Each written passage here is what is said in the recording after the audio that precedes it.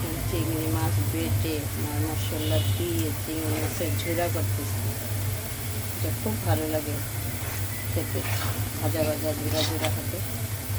ঠিক আছে, আবার দেখা হবে অন্য কোনো ভিডিও। আল্লাহ হাফেজ।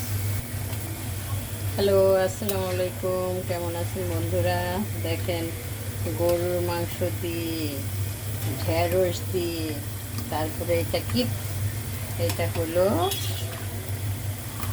ভুলেই তো গেলাম, পেঁপে পেঁপে মিষ্টি কুমড়া এগুলি দিয়ে গরুর মাংস দিয়ে রান্না করছি।